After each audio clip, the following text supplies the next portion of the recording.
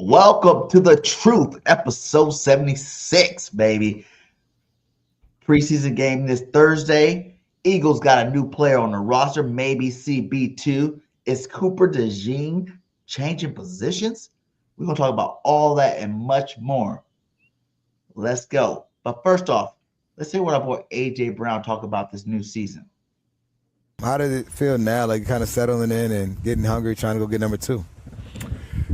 You know, the process is still the same. You know, I think I am very blessed and fortunate to achieve and to win the Super Bowl as a team. But, you know, the process of the daily grind stays the same. And so once you kind of look at it through that lens, you just got to go back to work. All that stuff is over with, you know. I like to say, the Lombardi, she's not loyal. She's not loyal. So we got to go. We got to do what we got to do it again. Try to win her over again.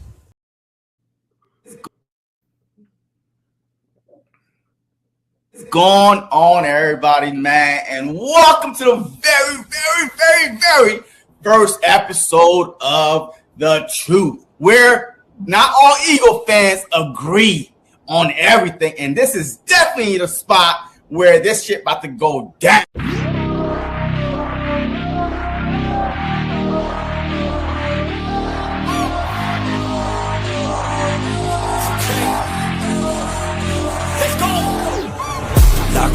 Gotta stay locked in Goggins.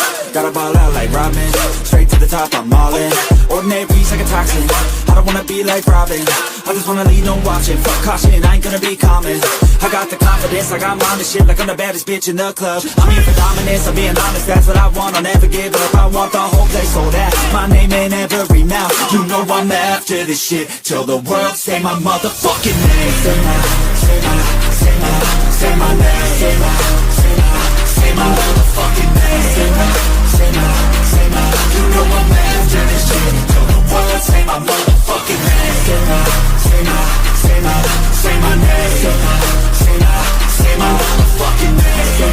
Say my, you know I'm after this shit. Till the world say my motherfucking name. Driven by fire, driven by fear, never get tired, no I'm still here. Fell to the cracks, now I'm shifting gears. 10 years in, my moments here. Waiting my turn, now I'm hot in demand. Slept on a kid, but I had bigger plans. Stayed low key, but I still hit drive. Give me one shot and I'm coming alive. Names on the left, second taste it. Gunning for the top, no limitations. From the basement, no hesitation. Flipping on my L's from the straight motivation. Ain't no quitter, I'm built for the grind. Pressure makes up. What's up, everybody? How y'all doing today? Welcome to a new episode of The Truth. I'm your host, BG31 in the building. I got my boy JC, and we definitely about to get y'all ready for this preseason game. How you doing today, JC? I'm good, man. Hey, look, the season is almost upon us. Preseason game 1 is about 48 hours away. Look, I'm excited, man. Hey, we turn the chapter to 2025-2026 season. The past is in the past. Just like the Lombardi trophy ain't loyal. Guess what? Some of y'all fans ain't loyal because y'all still talking about the past. Let's move on to the future and let's go get another Lombardi. Kevin go, boy, I tell you, black people ain't never on time. Hey, calm down with it. Calm down with it. You know what I'm saying? We ain't the only ones that never on time. Everybody be busy with life and stuff. But hey, thanks for stopping by. We got Jinx Wolf in the building. What's up, nephew? How you doing, my guy? Hope everything's good with you. We got Little Griffin in the building. He says, I'm a big Eagles fan. I'm big. What did I say? I'm a big fan of the Eagles season. Better Eagles kick Cowboys' butt. No, we definitely gonna kick their butt.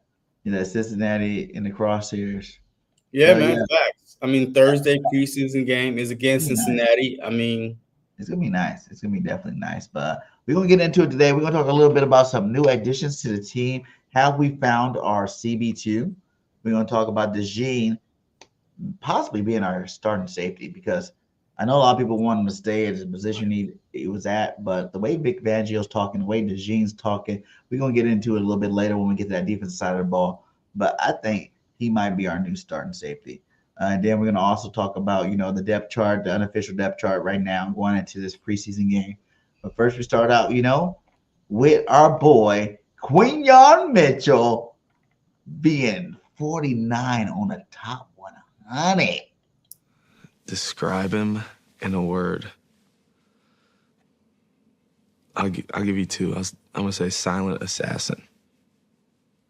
He's a quieter guy. He likes to keep to himself. When he's on the field, it's like a whole different him comes out.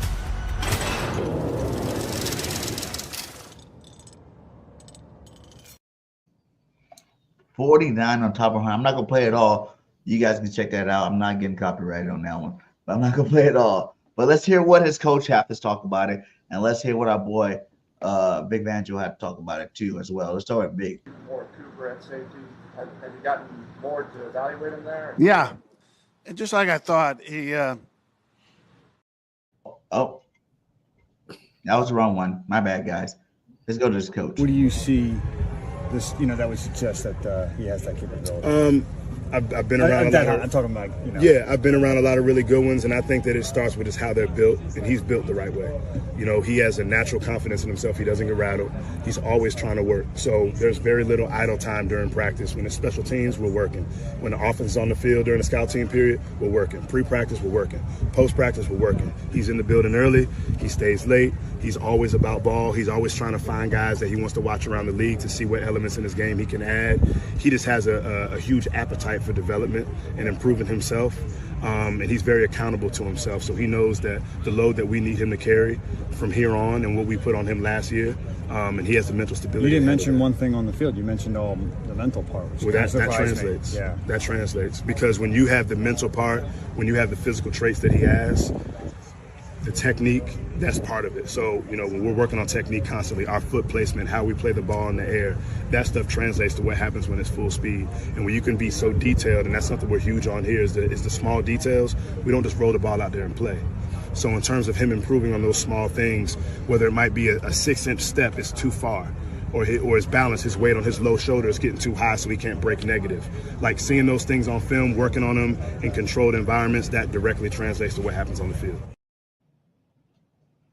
Hey, he a dog. And that's kind of, I'm glad he came out, Parker came out and said it, because it was kind of like going over what I said about Ringo before. It's like some things, it's just, they got that dog in them. You see DeJean got that dog. He's a silent assassin too. He got that dog in him at the position. The mentality at the position of knowing that they're the best. And definitely Quinn, y'all, he started out game one barking at people. Shutting people down all year long last year. He didn't get the picks, but he definitely locked people down. It was Guantanamo Bay all over, all year long. So that was one of the biggest things. Reason I was like, when we talked about Ringo last week or the week before, I was like, I just don't see that dog in him like that. Like, Q's a straight dog. I'm saying? Like, he's going to be, to be 49 out of a top 100 players in the whole NFL as a rookie, man, that's ridiculous to me. That's like, I can't even recall. Was there ever another top 100 that was a rookie that was 49? Possibly. Not on our team, but possibly Michael. Sure. After his rookie year, maybe Micah was probably higher. I'm not sure, but yeah, Q is a dog, man. He's built different, man. He's built like a true shutdown corner. Like from day one, man. Like he's always like his technique is flawless, right? And he's continued to get better and better and better. I think this upcoming season, he's already, practicing shadowing the number one. But I definitely would like to see that happen in the game, because I really think that whoever are CB2, they're going to target that DB a lot, that cornerback a lot. So we do need him, to travel sometimes. But at other times, we just need him to lock down one side of the field and just let everybody else focus on the other side. That's also a luxury to have, But definitely, man, number 49, I did not see that coming because around the league, it's always Coop, right? Like I was shocked when I was like 49. I did not think he was going to be on the list. You know what I mean? It's just because Coop is 60. You knew they had to put Q on there. Yeah, see, that's the thing, man. That's crazy. He got Howie Roseman got his 2 cornerbacks he drafted last year, both in the top 60. I know player. that's crazy. First year rookie, two top 100 rookies. I mean, that is an A+ for Howie Roseman. That might not ever been done at cornerback. No team. I No had one of your cornerbacks, in the top 60, but you didn't have two cornerbacks you drafted in the same draft. Rookie cornerbacks end up on the top 160 and below. That's crazy, my God. But see, the problem is Coop should have been a first-round draft pick, right? He should have been a first-round draft pick. He was graded as a first-round draft pick. It's just that draft, so many people was going quarterback, and they kept on falling. Like the Philadelphia Eagles, man, the gods was looking down at the Philadelphia Eagles doing that draft a couple of years ago to be able to get not one but two shut down rookie on the Philadelphia for the next 5 to 10 years, man. As long as we got the money to keep them both, because them contracts, woo! I'm just hoping to the little baby Jesus that they take hometown Jesus, hometown discounts, because when that contract comes for two of them, oh my God, that sucks. It got to be the same year too. Same year. Well, I mean, you know what? Hey, how you can do one year, one next year, right? Yeah. Hey, just say, hey, look, I got you next year, blah blah blah. I mean, if they are willing to work, right? With Howie Roseman, right? But for the man, I'm excited, man. The future is so bright on defense for the Philadelphia Eagles, man. I mean, there's something that came out, right, with the as far as how much our defense costs. We have the cheapest defense out of the whole NFL, like around like $66 million. Like, and that's not much. Youngest defense. Like one of the, I think like only 25 is on the defense. Reed Blankenship and I believe Odori Jackson. Yeah. Everybody else is 25 and younger. But we had the cheapest defense in the NFL, $66 million. The Pittsburgh Steelers had the most expensive defense, 176 something million. But to be able to have that cheap defense right now and have them grow together, I mean, it's a luxury though, man. But hey, everybody worrying about, okay, we going to get hit down the road. But I really think I trust in Howie Roseman. He has a plan how to take care of these guys little by little at a time. And but Q at 49, I mean, bro, like next year, all pro season, I promise you, he is going to be the best corner in the NFL next season, and he will get those picks this time. This past season, man, you saw how close he was, right? He just couldn't hang on to the ball. It's not like he wasn't getting his hands on him. And he hang on to the ball. And CJ took a couple away from him. He took one. He took two away from him. It was two times running into him and took him. And the second time, you see Q like, what the hell, man? Like, what the hell are you doing? Let me get one. You have 6, my guy. You have 5, my guy. Let me get my one this year. But he got him in the postseason. That's where it matters at. He got 2 in the postseason, and you're already hearing them picking them off in training camp, which means he understands. He worked hard this offseason to make sure he works on his catching the football. And if you take that shutdown cornerback mentality and you add picks to it, say you get 6 picks, you're talking about first team All-Pro, my guy. Oh yeah, absolutely, like easily. He had the same season last year with 5, 6 picks. You talking about first team All-Pro? I mean, he doesn't even have to get that much, right? He just have to if he get 4 picks, right, and then shutting down half of the field. I mean, you can't punish a guy for quarterbacks not throwing it to his side, right?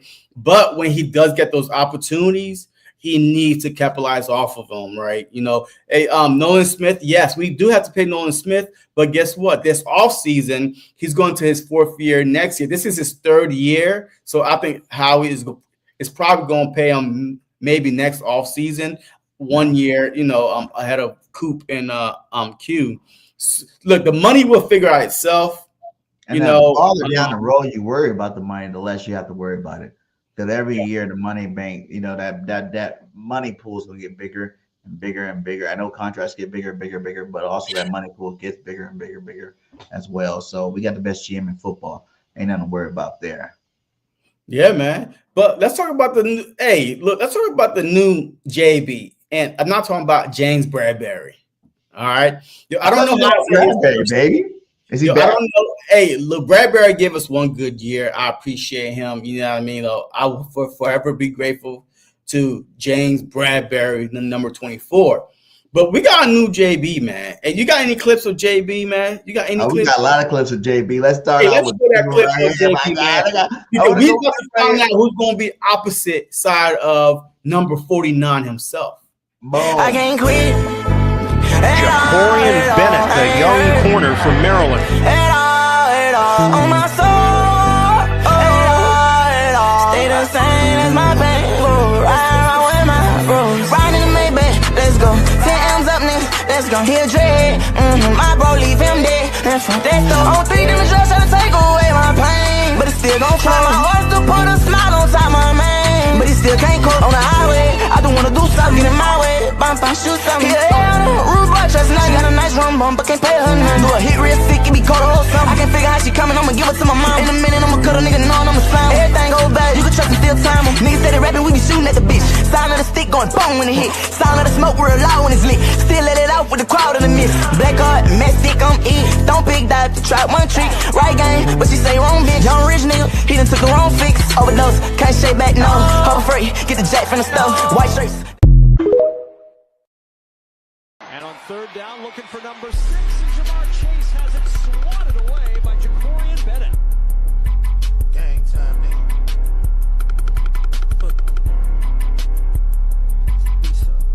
Hey, it ain't shit to talk about, nigga. Cashed out on it. I ain't had to walk it down. I got money on deck. I ain't gotta call around. I be fleeing from them bitches before I ever toss it out. You tryna turn your body to a faucet, huh? Water. Tell them labels don't come petty, I come from the block. You can't find it again. And this is for you Cowboy fans to think Pickens about to do something. Check out my boy. You can't find it again. It's kind of thrown their whole tempo off on offense. They were feeding Devontae when they had the ball. Back shoulder, Pickens, that one is broken up. Good play on the corner. That's Jakorian Bennett. If you look at the rookie class, that's the guy who has splashed. 4th rounder out of Maryland. He really is. And Mike, one of the things that I really like about him is he's so fast that he just plays bump and run against the best receivers in the game because he knows they can't run past him. He doesn't care how fast they are. He gets right up in their face. Let me tell you something, man. If Jakorian Bennett could, I just want him already to win the starting position opposite side of Creon Mitchell, man. Whoa, what happened to Wait, only because, right, those clips you showed, right, he started 8 games for the Raiders last year, right? His highlight is more than any highlight of Ringo you're going to see 3 years with the Eagles. Facts. I mean, the dude is, he is such a sticky corner, right? He is such a sticky corner. He's aggressive with it, right? And with the Vic Fangio defense, that's what you need. You need corners that's physical, tough, and his catch-up speed is crazy, right? And he had more experience than Ringo because he started 8 games. Ringo only started, I believe, 4 with Philadelphia Eagles. I can't even tell you which one he started. Like, yeah, I think he started 4 or something around there, right? I mean, I can't even tell you what game he started, but he started 4. But I love the move. Once again, Howie Roseman, another August pickup. James Bradbury was in August. Chauncey Gardner was in August. And once again, the defensive players he picked up in August usually take us to the Super Bowl. James Bradbury, Chauncey, and now look, I still want Ringo to get a chance. I still want him to get a chance. But if JB get the nod, that means that Ringo is not it because there's no way he could come in late into training camp, right? Well, not really late into training camp, and beat Rango out for the starting job, that says a lot. So, look, Rango is going to get every opportunity to be the starting DB. But preseason games, I guarantee you, JB is going to play some preseason games, and we're going to see, can he be, a behind Rango, right? If Rango is a starting CB2, who's behind him? Is it Jackson or is it JB? If it's JB, that leash is very, very short for Keely Rango. Yeah, Q says QCB1, JB CB2, Coop Slot, Reed and Ringo at safety. Do you think this move? See, that's the next thing right here. You know what I'm saying? Before I get to that, actually, I got to talk about my boy, Jake. This guy has shut down some of the best receivers in the game. He had 0 touchdowns against him last year in 10 games. 0 touchdowns. We thought Q was good. This young buck is locking down Chase. I think it's a Chase didn't have very many yards against him. He locked out all the people at the Raiders. Think the Raiders, you got to go against the Chiefs. You got to go against the AFC. Like, he's locked down some good receivers to not get scored on all year long, my guy. Like, I don't know why the Raiders would give him up. What we had to give up to give him up. We swapped him out with Thomas. Booker. You know what I'm saying? And Booker would have been the best 4th DT on our team. Yeah. But that's 4th DT for a potential starting corner. You know what I'm saying? The reason why the Raiders give him up, one, he didn't fit the Pete Carroll scheme, right? He wasn't big enough, and plus he's coming off a labrum injury, right? But now he's healed, right? He even said it. He felt 100%. Even reporters out of the Raiders was saying that he was having a good camp, right? But he just did not fit, the Pete Carroll scheme. So hey, look. I like it. I love the fact that now he comes to a defense where he could get a shot to start an opportunity, and we don't need no big physical corners, right? Because Adoree Jackson is like 5'9", that dude's small. Even though JB is 5'11", 194, but that dude is sticky, man. He plays like he's 6 foot plus. Right, the way he's bodying the guy, right? He's not afraid to get physical. As long as the refs don't throw these, phantom flags. We could have an aggressive 1-2 punch on the outside, and in the slot, the nickel with Cooper, bro, and then the front 7 get to the quarterback. Just locking teams down. Can't run. Can't throw. 3 and out, 4 and I don't care what it is. And the offense going to be on the field and eating that clock up, eating it up.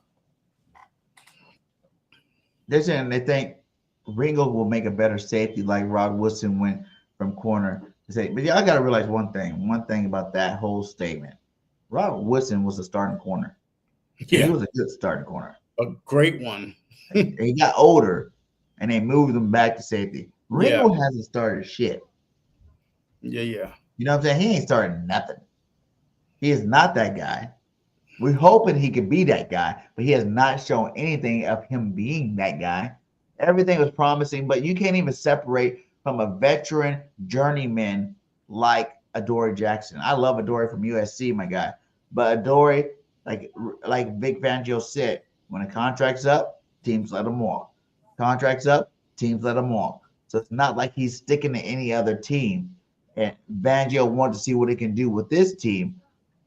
But Ringo has not even separated, you know what I'm saying, himself from a guy like that. You bring out a young buck like this who he's already talking about how he feels like he's an underdog.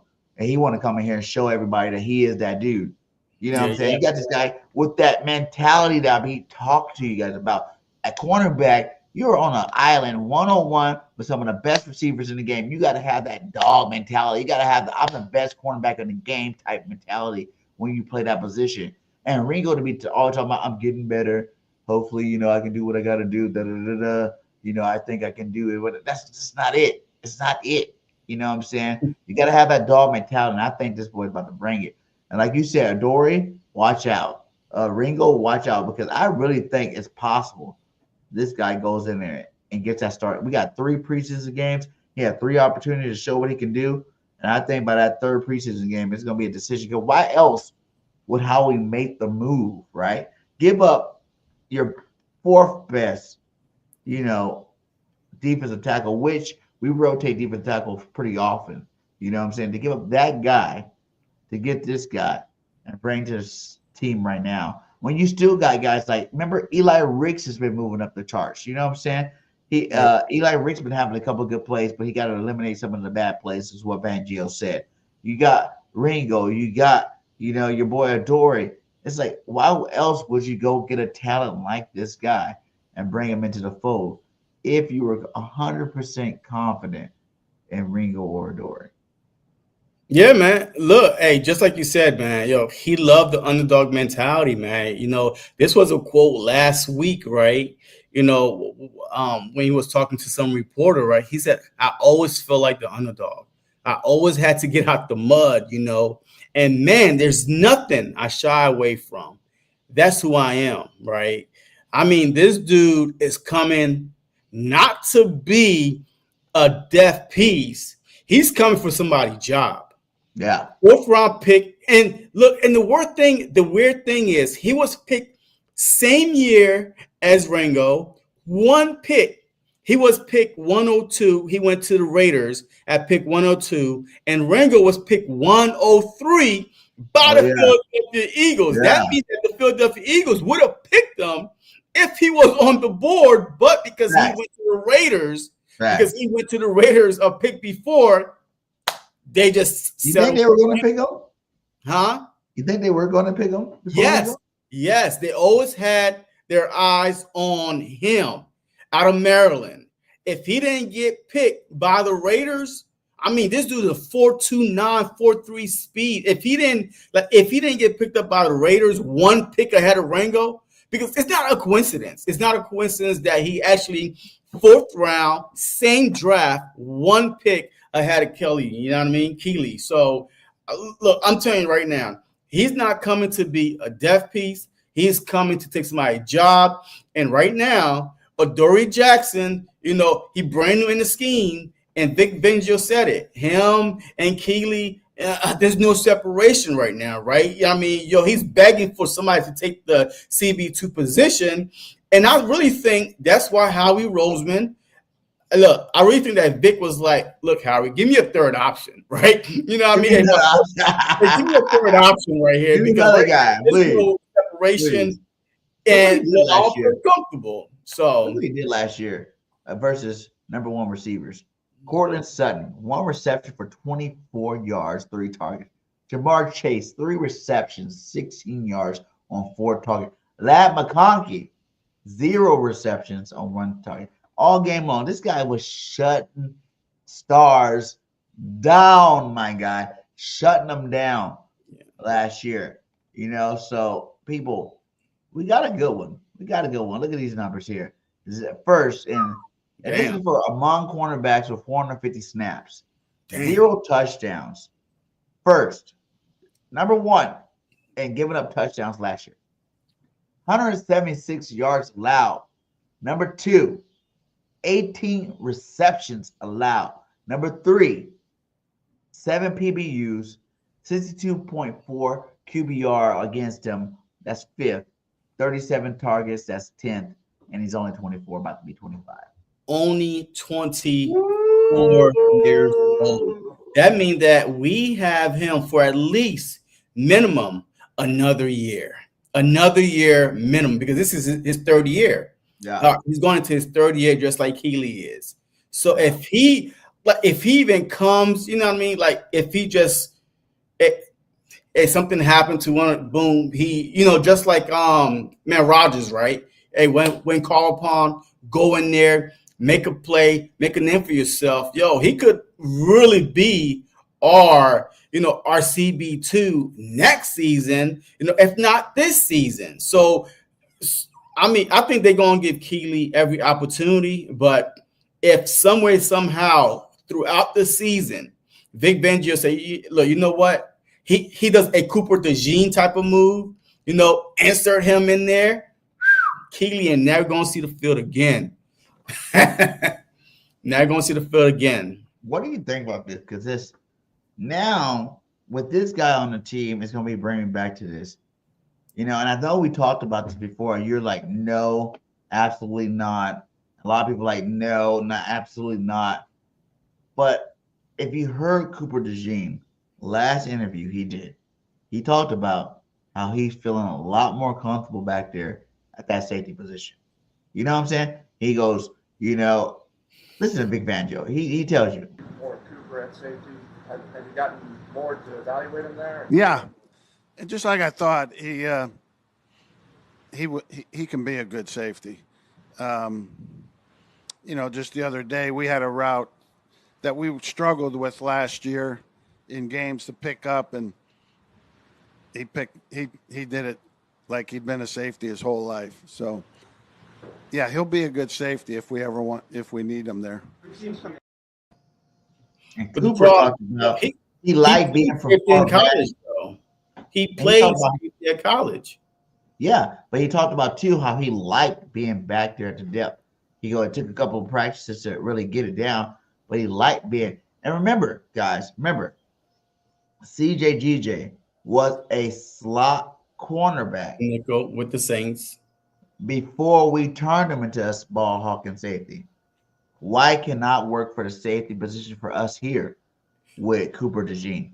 Because now you got another cornerback. And if you heard Big Banjo talk about this, he likes the progress of Ringo and Adore. He said it out loud. He goes, I like the progress of both of them. They're both playing some good football right now.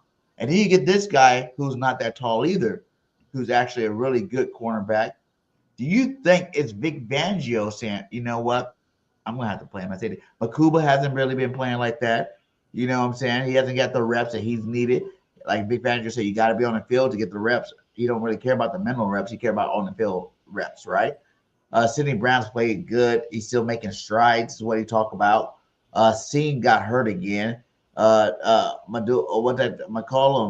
is playing good football, but who the hell is McCollum for real? You know what I'm saying? Like he's not no guy that's gonna be a star safety anyway. So do you see the exciting Whites? You know what I'm saying? Being your safety talent. And even that whole scenario right there, having two guys that are that locked in with each other to be back there playing safety together, that might make this secondary even that much better. And think about it. A starting safety probably gets paid more than a starting slot. So I'm pretty sure Coop probably like, yeah, I'll go play starting safety. Yeah, but that's not all right. That's not the problem. The problem is this. All this safety talk with Coop. I didn't hear who the hell replacing him in the nickel. Not one peep. Who's playing the nickel for the field? Either Adore or no. Right now, no. Listen, right now and camp, who is substitute for him at the nickel position when he's at safety? I haven't heard one person at training camp stepping up for him while he's playing safety. Who is it? Who? Well, because when he actually, because Vic talked about I don't want to hear actually. Who did you hear as well? Safety? Vic talked about that as well. He's only really been playing safety inside. You're beating around the question right now. Just answer my question straight up. Defense, who have you heard? Defense. Who have you heard, BIRDGANG? And stop avoiding the question. We just got to say a slot. Who have you heard? That's going to play starting slot cornerback. Listen, man, relax. I'm asking a serious question here because we're about to. The Philadelphia Eagles defense change from a shitty one to one of the best defense in the NFL when they insert Coop at the nickel. Now he was shadowing freaking every receiver that can't hide no more. Maddox was so bad. The only time we heard Maddox's name was when a penalty was called on him, right? We didn't every time. Why is Maddox on the field? Where was Coop at? Nowhere to be found. So I'm telling you right now, if you put him at safety, you're going to have a dog to replace him at nickel. And right now, I have not heard one person in training camp that is taking the nickel snaps while Coop is at safety? Who is it? Well, actually, they did say, what was his name? Damn it. Rich can play. I think Rich can play some nickel. But Bennett could be that nickel guy because you're missing the other side of that. The other side of that is what I told you, what happened to us 2 years ago. What happened to us 2 years ago when we lost Charlie Gardner-Johnson? Our safeties got weaker. The safety position got weaker, and that made our corners more exposed. You know, Bradbury looked like trash. Slade didn't look like himself because you need a strong safety unit. Our pass rush wasn't the same either now, because You that's need a what strong really safety changed. unit. Our pass rush changed. Our pass rush, we still had most of the same We guys. was not, we was so bad to get into the quarterback. The only reason why we had so many sacks because we played the Giants. Remember? We had like 5 sacks going into the Giants game. We were horrible. We wasn't getting to the quarterback. The year that Chauncey Gardner, his first year, we went to a Super Bowl, we led the league in sacks. We was 3rd in NFL history in sacks. So the pressure was, forcing, bad throws. So after that, we was not getting the pressure. Hargrave was gone. You know what I mean? Like freaking no rotation. So we couldn't get to the quarterback. So now our DBs could not hold up as much. But our pass rush was the reason why we were so bad. Our secondary looked like trash because we wasn't getting no pressure. And then our linebackers. Who the hell was our linebackers? We actually went out and got a linebacker Byard throughout the middle of the season. That's how bad our linebackers were. So there was multiple reasons why our DBs was looking like trash, no pressure, linebacker play, none of that. But we didn't know none of that was going to happen last year either. We were still, when we went to the season last year, our 2 major concerns were, linebacker, and if these defensive linemen are corner, both safety. Linebacker positions. Yeah, and I'm saying going into this season though, I'm saying that Coop will strengthen that back 7 so much that maybe you don't need them. Like I said, like if you got a Cooper DeJean, a Blankenship, a Q, a Ringo, or a Dory, and then you got Bennett as your slot, you're still pretty good there, my guy. My problem is this: you're still Coop not only shut down that nickel position, he also helps with the tackling. You saw that tackle he did against King Henry. If he was safety, he was not going to make that tackle. He was playing nickel, so he saw it like he was close enough to make that tackle. So we're not only losing him shutting down the slot, we are losing now. It's so much we're going to lose if we move him to safety without having a capable nickel first. Do you trust Vic Fangio? Yes or no? Yes, I trust Vic Fangio. Okay. If Vic is telling you this is going to be a star safety, why would you doubt it? But he didn't say this season. He said that's why the only reason why he's at safety is doing certain packages. He's not going to give up his hand. Hold on. He's at safety doing certain packages. He's not at safety the whole time. Only because let me finish real quick, man. Okay. Only because they're trying to keep him on the field, just like last year, right? The only time we heard Maddox's name was when Coop was off the field and Maddox was in for some odd reason. He now, instead of taking him off the field, you could move him at safety, and now you still could keep him on the field. That's why he's only at safety doing certain packages. He didn't say he could make him a full-time safety. He said yes, he could play safety. He could see stuff. I get it. Maybe next year, but this season. Until you tell me who's our nickel, I'm not doing it. For one, I'm not really worried about it because I think we got a couple guys. Rich can play nickel. I think this Bennett guy can play nickel. I think Adore can play nickel. He's a veteran if you need him to play nickel. I'm talking about the safeties, the last line of defense. And like you said, he has been practicing. It did start out practicing base defense, him at safety. But if you notice, those reps are picking up, right? If you notice, before he even did that, he came out and said, Cooper DeJean will be a great safety. Is what he said. He was saying, with his skill set, he would be a great. This is before he even played any or practiced any safety at all. He said his skill set will make him a great safety, right? We went from there to what you just heard right now. Like I said, he will be a good safety. It's like inevitable. Like Fangio don't talk like that about things that he's not already trying to implement. He's not gonna give away the game plan. He's not gonna let the other team know that, oh, this is gonna be our starting safety. But and in a relationship with him and Blankenship, you want safeties to be like that together back there, and they definitely got that chemistry already. You know, Blankenship probably already gave him the ins and outs of safety because he's been our safety for the last like 4 years. So you want a ball hawk safety. Coop's a ball hawk. Bro, he is your Charlie Garner Johnson replacement. Okay, right there. Makuba's not getting what we wanted, and I think if Makuba didn't get hurt and he was in camp playing good, that wouldn't even be a question right now. We would have our safety, and since the fact that, like he says, days are eliminating. We're missing days. Days are just leaving. We're running out of time before the season starts. We have to make tough decisions. We have to make decisions now. And with certain people getting hurt, obviously Sid's not doing it. Because why is Sid not the starting safety already? He is, man. Well, he's a starting safety. You're not listening. Like you're just running your mouth for no reason. You blowing hot air right now.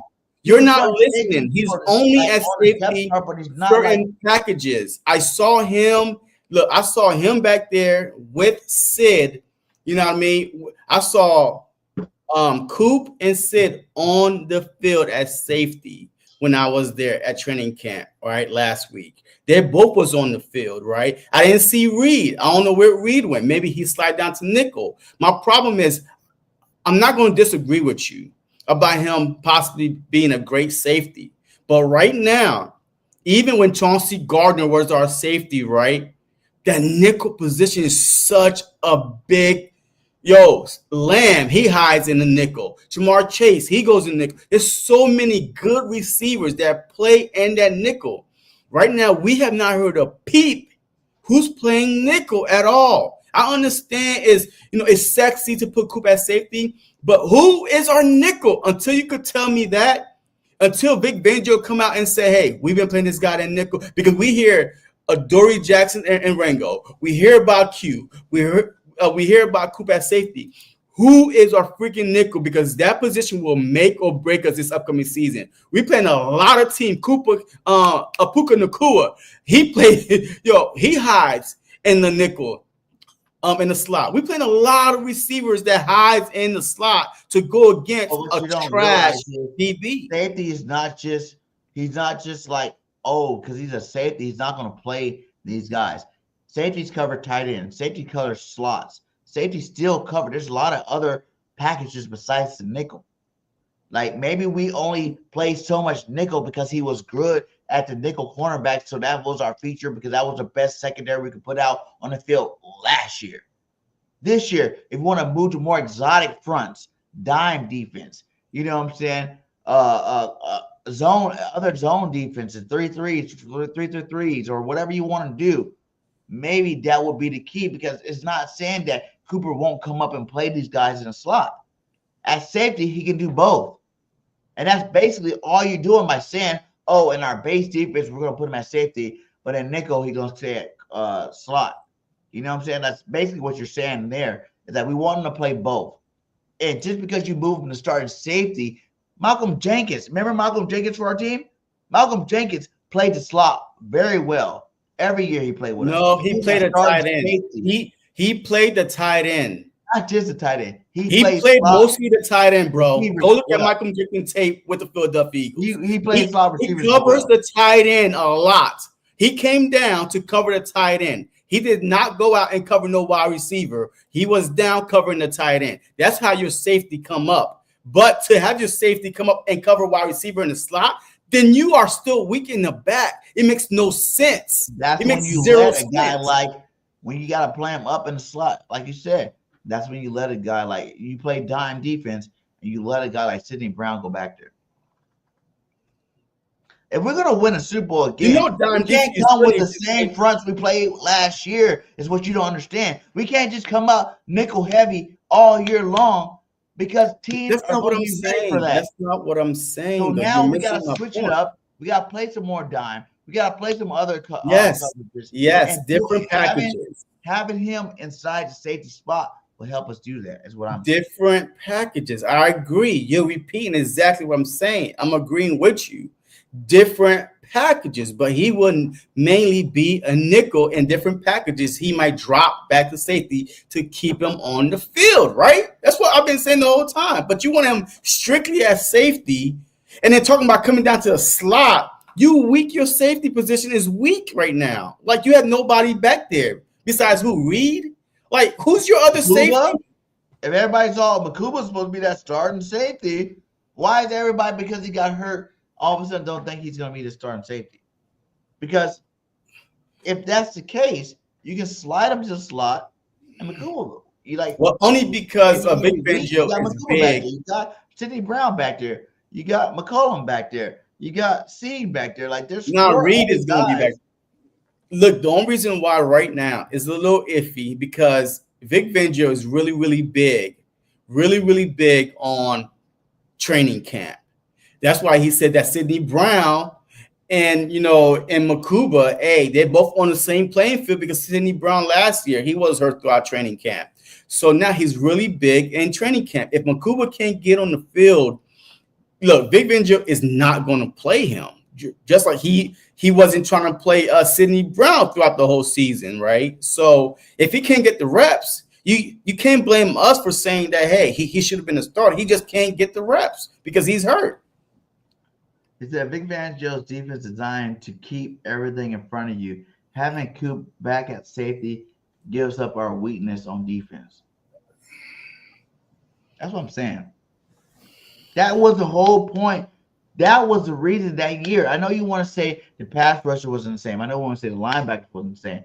But the main reason why we struggled that year in the collapse was garbage safety. Because the cornerbacks kept getting burned deep. And they were scoring deep touchdowns on our head. Like you heard him say, well, we struggled with Charlie Garner Johnson, Pro Bowl safety. We struggled all last year on a concept. Coop came in and did it like he was doing it his whole life. So you just made my point. Just because you put him in a position. If everybody think that Charlie was so great, CJ was so great at safety, but he struggled with this thing, and Vic made a point to talk about it, how we struggled at the safety position at this concept all year long. You're making my point. You're making my point why you can't weaken the nickel. No, it doesn't matter who's your safety. If your nickel is weak, then you are trashed anyway. That's why our nickel was so bad. That's why Chauncey Gardner was giving bombs over Baghdad. The first 4 weeks, he gave up 4 touchdowns over his head because our nickel was so bad because of Maddox, out of position, always getting beat. That's why when they answered Coop, Chauncey was able to play a lot better. So that's you just proved my point right now. Why we need a strong nickel better than strong safety right now. I would have had Sidney Brown and Blankenship as safety, and then keep Cooper in the nickel. Another argument against that is, right, listen to this. We didn't have cornerbacks following nobody. Last year, Q stayed on one side, Slay stayed on the other side. We are prepping Q right now to follow. And who goes into the slot majority of the time? Your number one receiver. And that's who Coop had to end up covering. That's why Coop had nice plays against Jamar Chase. That's why Coop had. If we're moving Q to that guy to be a following corner, meaning if they go in the slot, you know what I'm saying, Q's going to be in their slot. No, they didn't. No. See, you missed the press conference. You missed the press conference. He said that. I forgot who said it. He said that he's prepared to let Q travel side to side, but if they end up in the nickel, then he's not going to travel to the nickel. He's not going to travel to the nickel. He's prepared to make him travel from the left side to the right side, outside, not the nickel position. He said it in this press conference this past week. He said it. You're traveling corner. You go anywhere the star corner goes. I hear you, but that's why you can't be moving everybody out of position, right? So if a guy is traveling to the nickel, why? Like you already have a nickel corner that could take care of that. So you don't need to act the confusion. Just say, hey, nickel, boom, Q, Coop, you got it. But now if he's traveling from outside to outside, then yes, Q might be traveling with him. Listen, but if not he to was the top 149 player in the NFL, what do elite cornerbacks do? No matter not a lot of them travel to the nickel though. Wherever your star receiver goes, your cornerback follows. Not a lot of them travel to the outside. nickel. You gotta let them go. You gotta let them go. Not a lot of them travel to the to the slot though. Not all a the lot. star ones that go to the Hall of Fame and all pros and shit, do you? Have to entertain. But the problem, no matter where you're at. If we're gonna project Q to be this star that we want him to be, and he's already shown that he can be, he got to do the same qualifications. No, he doesn't. No, he doesn't. We got better players. A player of the year at cornerback, my guy, and he travels. Bro, like, are you listening to yourself right now, or you just running your mouth? Are you listening to yourself? We got better. If we got a all pro, if we got the number 60 guy at nickel, why he's gonna travel to the nickel? Does that make sense to you? Because that nickel's about to be safety. It's not that easy, man. It's not that easy. It's not that easy. It's not. But all right, let's. He was old. That's why he didn't travel. Yeah, I don't think Slay ever traveled though. But like I said, and I'm not saying you're wrong either. Like in this argument, this debate that we're having, there's no wrong answer. Like it can happen both ways.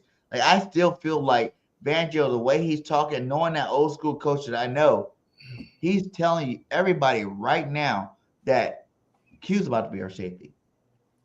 I mean, not Q. DeJean's about to be our safety, and I think that's the reason why Howie was like, because you heard Banjo already give praise. He gave praise to Ringo. He gave praise to Dory Jackson, and you still go out and get this young bull Bennett. You still go out and get him. I know competition, right? But why not? If you got two, why not make three good cornerbacks? And now you got your slot guy. So now it's easier for Banjo to be like, okay, I don't have to feel like I'm giving up that much by moving him to starting safety. And like I said before in the beginning, a starting safety gets paid more than a starting nickel. Remember Brandon Boykins played on the team forever. He just wanted to get paid. He was going to Pro Bowl. He was doing all this stuff. He just wanted to get paid. He knew he couldn't get paid unless he went to the outside. But once again, we are 3 weeks into training camp. If Vic was going to try Jackson or Rango at the nickel, then we would have heard about it. The problem is he's not. There's nobody at the nickel right now that we are hearing besides Coop. He's moving from nickel to safety. You have not told me yet. And he was like, well, you could add this person. This is training camp. This is the time where you hear who's at what position. We have not heard who the hell is at the nickel position when Coop is at safety. To me, that's saying that he's only trying out in certain packages when there's no when there's no slot receiver there. I mean, to me, because I have not heard who is at the nickel position yet, and that is my concern. Okay, that's my only concern. Thing that you're saying though, right?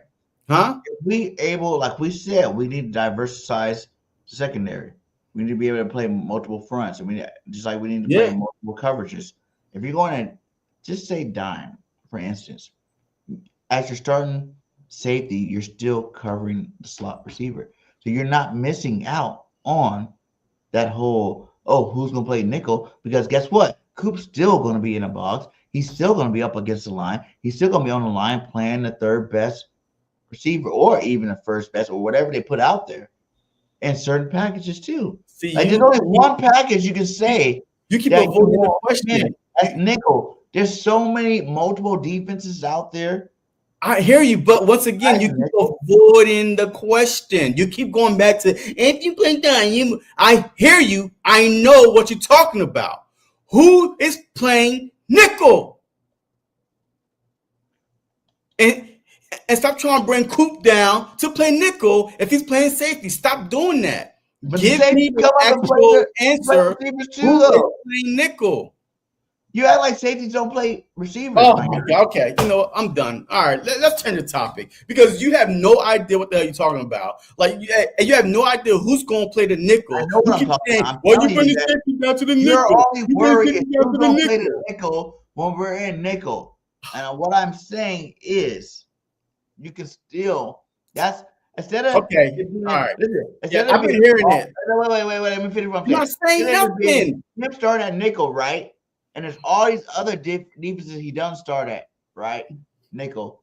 He doesn't start at safety, but he was only in for the nickel because the nickel was the primary defense that we ran, right? Oh my God. I'm saying still leaving one that he can play the slot and dime, base, like all these other positions to where only when we play nickel is where you got to worry about who's going to come up and play it. But then you still got him on the field anyway. That's what I'm okay. I get all that. I'm not against him going to safety, but you keep telling me that you only talking about dime, this and that. If you cannot play Coop and try to bring him down to the nickel, your safety position is compromised. You're gonna get bombed over Baghdad 9 times out of 10. You're gonna get bombed over Baghdad. Now you got your corners on an island, your nickel because you brought your safety down to cover our nickel, and now guess what? There's nobody back there. I'm running flies all day long. Streaks, just go. Come on, you can't do that, man. You cannot do. That's all I'm trying to say is, who's your nickel if Coop is at safety? You cannot say, well, I'm going to bring him back down. You can't. You can't. Okay. Why can't you? If he's dead on the field, right? Obviously, he's not leaving the field. Period. I know what front you're in, but I'm just saying with him at safety, you can play multiple fronts and still let some of these young bucks that you guys want to see play. Let a Makuba come in when he has to roll down, and we need another safety back there. Let a Sidney Brown come in when he gets to roll down and play that. But they have to be already on the field though, because if the team is going hurry ups, or if a team is switching their offense like on the spot, you can't be substituting another safety because you're going to bring Coop down. They have to be on the field already. Like, that's what's making it so hard. You know what I mean? Like, your logic is not making no sense to me because you got to have the safeties on the field already and able to transition like that. Like Makuba, look, we're not going to play Coop, Blankenship, and Makuba all at safety and then hope that, hey, just go back to the nickel because they changing their. There are some 3 safety sets. Dime is a 3 safety set. Okay. All right. Well, let's go over this unofficial depth chart. Yeah. Let's do that. Let's get that done. So now going into this preseason game this Thursday, this is our unofficial roster depth chart here. Let's go over it real fast. Yeah. This is our unofficial depth chart. Look, as far as offense goes, man, look, there's no surprise here, right? Like, there's no surprise on offense, right? We all knew that Steen was going to be the right guard. I mean, Jihad, JD, he's getting more and more comfortable with Jalen Hurts, at the slot position. There's no surprise there. Anything you like to add? I know, that's all. Ben Van Sermon, he got hurt. I think we need a backup fullback. Huh? I don't like the fact that there's no backup fullback. I think we need one. If you're going to re-event a position that's been outdated, and Ben Van Sermon is that guy, he just got laced up by our rookie linebacker. You know what I'm saying? Where he had to miss a couple of practices because he got laced up by him. So I think we need to have a backup fullback. I mean, behind the offensive. All right, so let's go. All right, so first team, you got A.J. Brown, Devontae Smith, Jahan. But behind those guys right now is Johnny Wilson. Behind AJ is Johnny Wilson. To me, look, that's going to be a big competition right there between Johnny Wilson and Elijah Cooks. Elijah Cooks right now is on the third string behind Johnny Wilson. But all camp long, every day, all you hearing is Elijah Cooks. Elijah Cooks. He's making big plays. Johnny Wilson, today was a big, like on Twitter, people cannot stand Johnny Wilson. They say that he can't catch. He can't do this. He's the best run blocking receiver we got. I said, but he's the best run blocking receiver we got. Yeah, and he's good on special teams. So that's why, to me, I think that Nick Sirianni even said it, right? Johnny Wilson, when they brought up his name, he said he's very good at special teams. He's doing well, blah, blah, blah, blah, blah. But to me, behind A.J. Brown is going to be who's going to back up A.J. I think it's going to be Elijah Cooks, man. We cannot put this dude on waiver. But depending on what he does, in the preseason game, if teams start looking at him, because, doing preseason games look, these guys are playing to be on another roster also, especially if they're not going to make the team. They are auditioning for other teams. And I think you cannot afford to lose Elijah Cooks. Yeah, exactly. And like I said, I like Elijah Cooks, man. Like I said, I play football with his whole family. He's from Tuscaloosa, Central Coast, California. You know what I'm saying? Their whole family's from there. They have records. I play football at the same high school as his dad played at. And I think I'm trying to get him on a show. I talked to his family already. They already talked to me, and we're trying to get him on a show. But I like what he's doing out there, And like you said, Johnny Wilson's a good pass blocker. All he has to do is maybe develop his pass blocking skills, because Johnny Wilson's only a good pass blocker because he's so big. You know what I'm saying? Like, he's a big guy. So that can't be your only skill if you're a receiver. So I think Elijah Cooks have a really good opportunity to take that spot behind A.J. Brown. So, okay. And other than that, like, Anaya Smith been dropping balls left and right. Yeah. I heard he's trash right now. Terrence Marshall just needs to get hurt. Yeah, he's behind Devontae Smith. So at least he's second behind, like on the depth chart, right? So if he didn't go out, then Terrence Marshall will come in. Yeah, but he got to get healthy because he's been hurt too as well. So in terms of backup, the one backup I did see here is Will Shipley too, but they heard that AJ Dillon's been getting more of the first team reps than Will Shipley.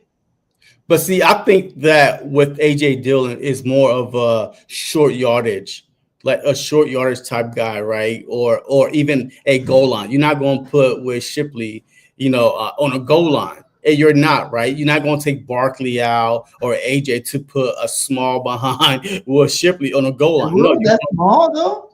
I mean, he is small. I mean, come on now. AJ Dillon, he's like 250. When I heard they say that today, I was like, damn, 250? Like, Saquon's what, 225? I mean, AJ Dillon with the Green Bay Packers, him and Aaron Jones, that was his specialty, like short yardage, goal line carries. So he's your big back. So that's why, I'm not really worried about Will Shipley second on the depth chart behind, Barkley, because AJ, he's going to be used more of a short down back or goal line back. So I'm okay with that. But the tight end position, you see, is Dallas Goedert, and you see Bryant. Harrison Bryant, right there. Harrison. It goes across with Dallas Goedert, Grant Calcaterra, Grayson. No. This is right here. This is the first line right here. This is your starter right here. He's right here. He's next to Dallas Goedert. He's on but I think it's just like down here. That would be like saying that Montrell Johnson is your second string running back. It goes across first. So it goes Barkley, Shipley, Dillon, Johnson, whatever. Just like it goes Dallas Goedert, Grant Calcaterra, Grayson, then Bryant. I think Harrison Bryant should replace Grant, man. No, Grant had a great year last year. Why is he on Grant? He's only good at one thing. He blocked last year pretty good too. I mean, did he really block? Did he really block though? He was better. Everybody know when Dallas went out, everybody expected the tight end position to go down. And what happened? He ended up stepping up. He made a lot of big plays at the end of the season last year. Yeah, I'm not sure. That's why I'm not going to hate on Grant, because Grant actually showed us last year he can be a complete tight end last year. I feel like Grant took all the doubt away. And, and like you said, Twitch says Jalen trusts Grant. Yeah, he does. He made a lot of plays when Dallas was out. And I didn't even expect him to do that good. Mainly catching. But then you talk about Grayson and Bryant. Like, those are two good number 2 tight ends from other teams that are on our team now. Yeah. And there's another tight end, that Cameron Latu. Yeah, Latu. The Niners, dude. He plays some good football on the Niners. Yeah, we're not gonna keep all these tight ends though, man. Right now, there's I think we're only gonna keep 3, 4, 5, 6, 7. We're gonna keep 3 tight ends. I think we might even keep 2 on game day, with 2 being on like the practice squad. I think we might keep 3 for sure. I think definitely 3 for sure, because 12 personnel, different packages. But yeah, so we'll see, man. But let me see. But there's no surprise there on the offense. You see Tanner McKee is Jalen Hurts' backup.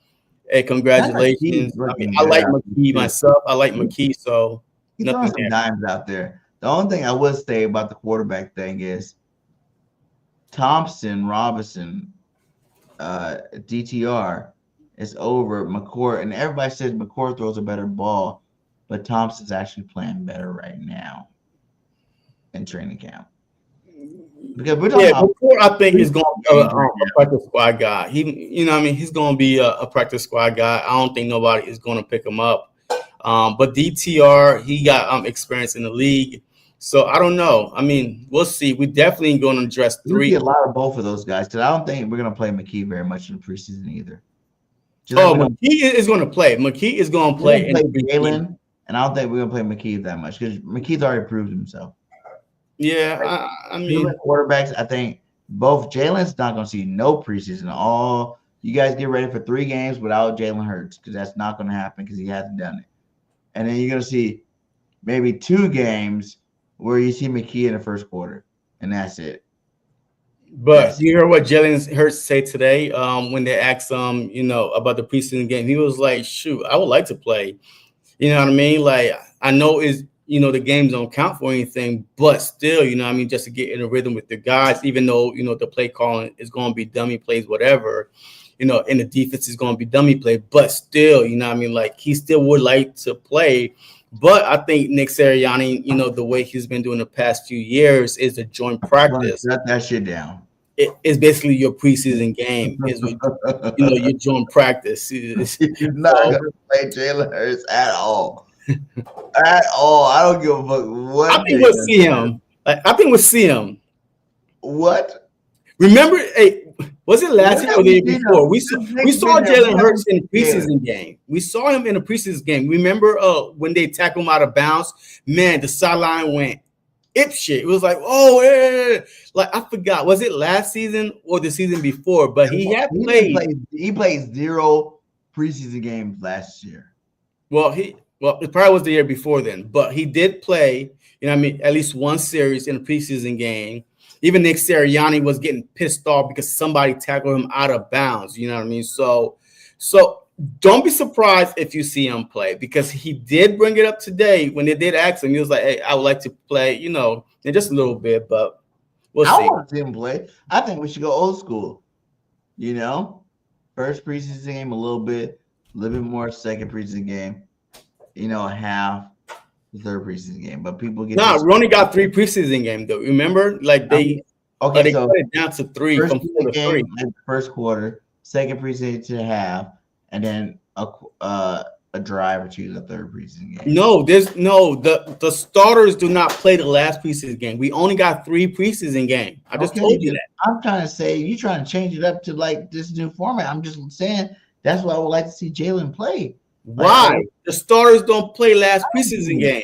I think that's bullshit, dude. Why? Why? Because you're trying to start out so our offense always start out so cold when Jalen don't play none of the preseason. It's like, okay. So if he's playing the first preseason game, okay, because the last preseason game is basically the guys who are probably not going to make the team or on the bubble. You're not going to put no starters in there. So I mean, no starting offensive line, none of that. Starters do not play the last preseason game. All right, it's basically the guys that are about to get cut or auditioning or on the fence. You know what I mean, on the bubble, But let's go to the defense, man. Let's go to the defense. Right now, your edge are Jalen Hunt, of course, and Nolan Smith. There's no surprise there. Your D tackles, you got Carter, Davis, Moro, Ojomo, been making noise throughout the whole training camp. Every day he's getting a sack. It's almost automatic. Every day he's getting a sack. Every day he's getting a sack. And that's why I think that too. Huh? I said Uche too been having a great. Yeah, but I'm talking about the defensive tackle right now. So that's why that they were, comfortable with trading away Booker because of these other guys, Ojomo, Byron Young, Well, Thomas Booker is still on this thing right here, but he's not going to be there. Gabe Hall, Ty Robinson. So we do have that at that defensive tackle position, and then your linebackers, Trouter and Bond and Mitchell. I want to play this video for you too because this is for you guys to understand why the Eagles are so successful. This team is the embodiment of winning in the trenches, O-line and D-line first and foremost, and then surround everything else around. That's what Howie Roseman does. I mean, he's got consistently an elite offensive line and an elite deep defensive line. They're obviously replacing some pieces, Josh Sweat, Milton Williams on that D-line, but I mean, just look at the studs that they still have, right? Jordan Mailata, Landon Dickerson, Lane Johnson on the offensive line. Then you've got Jalen Carter, right? You've got Nolan Smith. You've got Moro Ojomo, Jordan Davis on the inside, even with Williams leave. They replenish it every year in the draft. It's just this team is the embodiment of winning in the trenches, O-line and D-line first and foremost, and then surround everything else around. Hurry now and get PFF Plus $40 off using code. We ain't supporting that. But yeah, like I was saying, and even Jalen Carter was like, I'm telling you guys, like people are sleeping. And this goes back to a video I made like 4 weeks ago. And I told you guys, I think this year, Jordan Davis is going to be our number one DT. And you guys even got our number one DT. He said, I'm not even joking. JD's faster than me now. He dropped his weight, kept his power, and moves like an edge rusher. Watching him transform his life made me want to level up, too. We're not the kids from Georgia anymore. This is the NFL, and Jordan Davis just showed us he's ready to dominate. And he even put on that when he said that. He was like, Jordan Davis brought me to college and told me about this game, and I know Jalen Carter is that dude. I'm not even taking nothing away from Jalen Carter. He's still going to have a fantastic season. I'm telling you, Jordan Davis is about the wreck shop, my guy. Yeah. About the wreck shop. You heard him in practice even. He's getting sacks in practice right now. He's blowing up, linemen to get lost tackles for loss in the backfield and running backs, my guy. Like Jordan Davis will be our best defensive tackle this year. You bookmark that shit I told you today. I'm not bookmarking nothing because there's a difference between game speed and training camp, okay? Until I see it on the field. Look, Jalen Carter don't come off the field. This dude don't come off the field, right? In the playoffs, when he sacked Matthew Stafford, that was snap 80 and 81. This dude does not come off the field until I see Jordan Davis. Until I see Jordan Davis. Go ahead. Until I see Jordan Davis and game in 100-degree weather or 90-degree weather, playing the whole game. Hey, look, you cannot say he's going to be more dominant than Jalen Carter. That's the only thing I gotta say. Don't disrespect JC like that. All right, JC the whole is game. more dominant than Jordan. He has not had a double-digit sack season yet. and he's been playing the whole game. That's what I'm saying. No matter what, JC is not what we consider the run-stopping DT. We consider him the pass rush DT, meaning you should get sacks.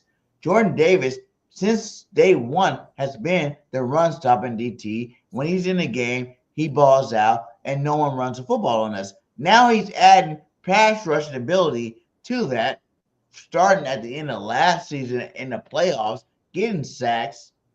If he becomes the number one run-stopping guy on our defense and tops in sacks, if he gets what Jalen Carter got in sacks this year in sacks, he is the best DT on our team. He is big brother to Jalen Carter. He is that guy that is the most dominant DT on our team. Yeah, you got the All-Pro nod.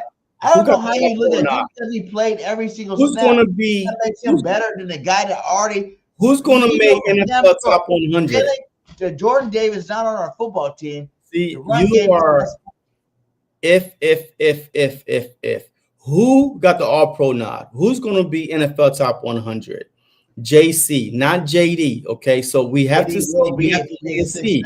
Look, I like the fact that he lost weight. Congratulations. Look, I like the fact that he lost weight. Congratulations. You should have bended that, your fat ass. Okay. Hey, we drafted you number 10. Your ass should have been lost weight. You should have bended whatever you can to be on the field. All right. But right now, that's good. It's a contract year. Hey, look, I'm rooting for him to dominate the front, because that means that JC is going to be one-on-one coverage, and guess what? Ain't nobody gonna, be able to go one-on-one with Jalen Carter. So look, no one goes one-on-one with Jordan Davis now. Who goes one-on-one with Jordan Davis? I could go one-on-one with Jordan Davis. Jordan Davis gets triple teamed, dude. Oh, come on, man. He don't get no triple team like that. Relax. He did because of his size alone. Relax. He had to triple team him. Okay. Now he's bringing in sacks. And I'm saying if he brings in sacks, like he has 6 sacks and still the number one run-stopping DT, he's all pro. Okay. And he's better than motherfucking Jalen Carter if Jalen Carter don't get double-digit sacks. Bro, you know why? Okay, so you tell me that sack is the end-all be-all. If you're listen, there's 2 DTs. There's a DT that stops the run, and there's a DT that's getting sacks. Like we said before, Fletcher Cox is legendary because he's a DT that stopped the run and gets some sacks. Aaron Donald was legendary because he's a DT that gets sacks and can stop the run. Jalen Carter is the Aaron Donald of the team, but he has not reached Aaron Donald levels. He's not getting double-digit sacks. He's never gotten double-digit sacks. Bro, he's going into his 3rd year. You talking about never? 3rd year. Aaron Donald did it like his 1st year. Yo, bro, stop comparing people to Aaron Donald. Aaron Donald, bro. He is Jace. Compared to Jace. Even Aaron Donald compared him to him. Aaron Donald compared him to him. And he still hasn't got double-digit sacks. What I'm saying is, the guy that stops the run like a Fletcher Cox, who didn't get double-digit sack to what year? What, right before he retired? 2 years before he retired? Yeah. Jordan Davis, he comes in and gets like 6 sacks this year, my guy. He's better than Jalen Carter and more important to this defense. You're delusional, man. And this is why sometimes you get on my nerves. You get on my freaking nerves.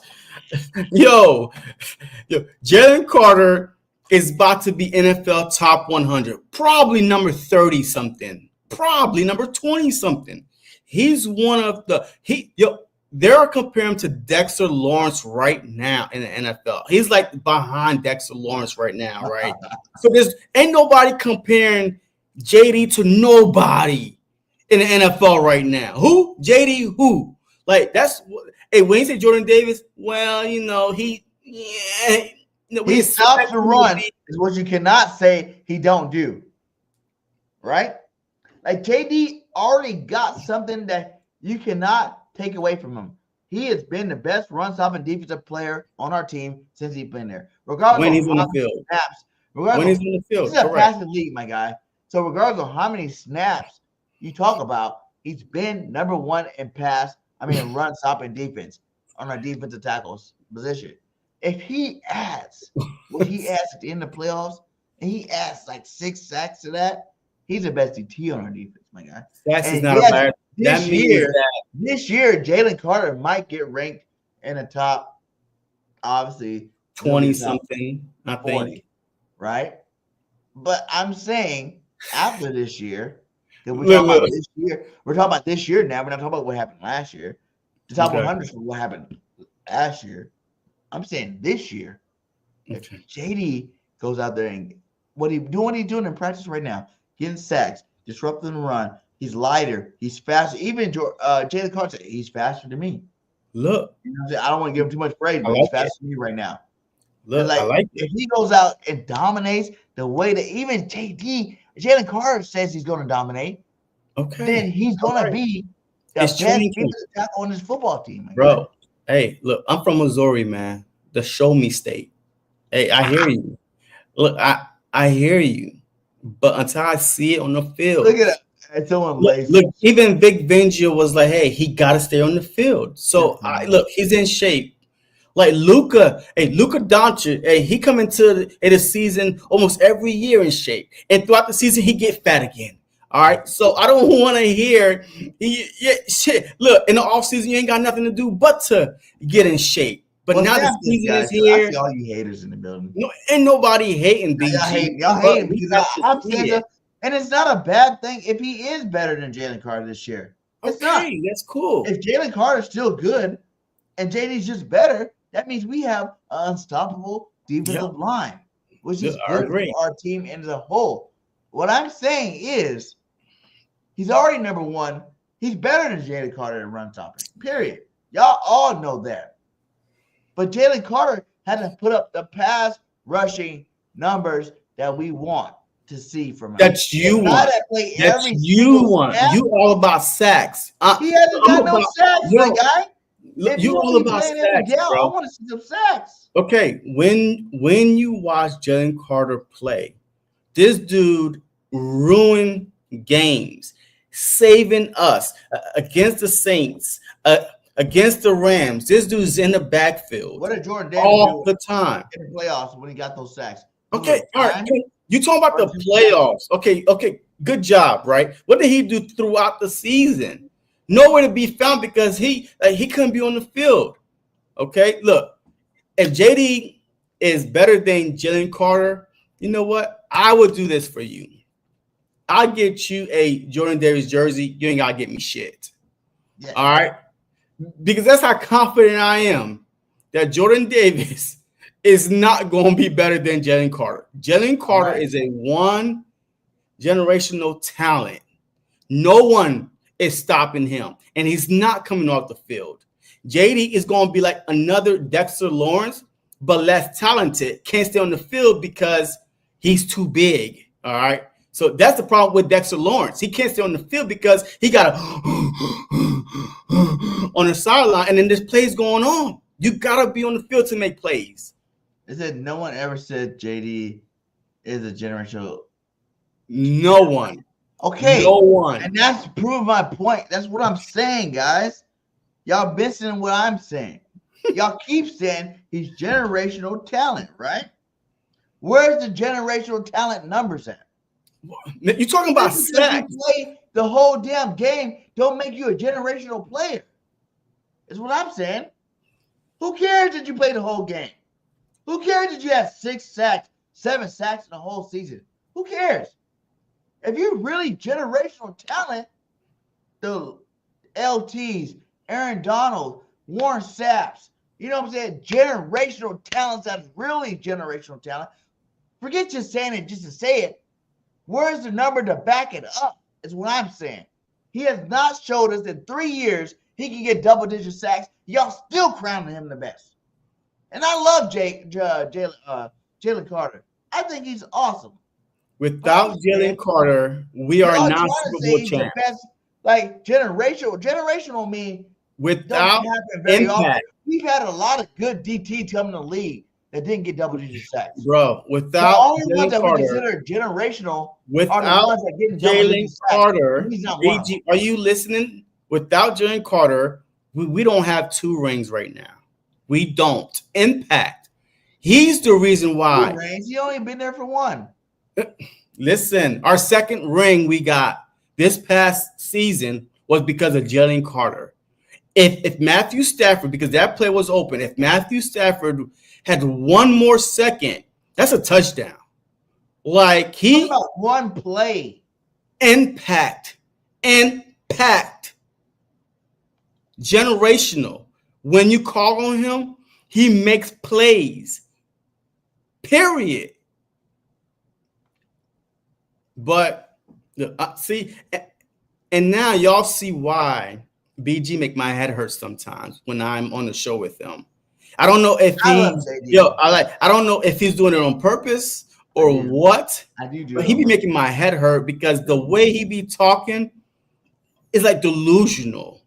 It's like, do you know football? Do you watch football? Do you know anything? Do I know football? Like, or do you just hear people say stuff and you used to You guys say generational talent, and I'm just letting you guys know all the generational talent defensive tackles that ever played a football game have double-digit sacks. So why the hell are you guys saying Jalen Carter is generational talent? And even Aaron Donald, who is a generational talent, says he is, but he hasn't reached double-digit sacks yet. Bro, give him a chance. He's going to his first season. He had 9 sacks. His first season, he didn't even start his first season. He was a rotational player, right? And he's like, oh my God, he's 1 away from double-digit. No, he's not getting close to double-digit sacks. Bro. Y'all act like Jim played the whole thing, game. Man. That's supposed to mean something. He's young. Of course he's supposed to play the whole game. Okay. All right. So let me 460 pounds. Let me compare a guy on our team. Let me compare a guy on our team to Jalen Carter, but he got impact. Creon Mitchell.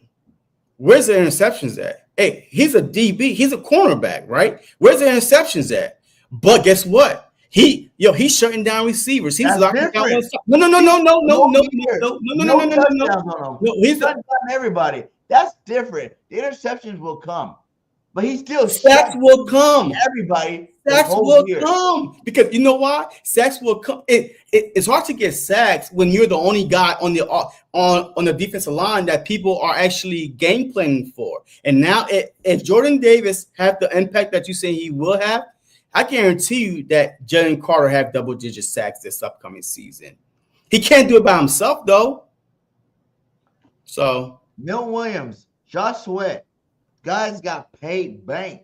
They all came on late. Bro. Hey, did you watch the season? Milton Williams came in late, but last year. Did you watch the season? As the season went on, our defense started getting better when they put Cooper DeJean. That's when these guys just started, Okay, but if Josh Sweat led our team in sacks, and Milton Williams right behind him, where the hell was Jalen Carter at?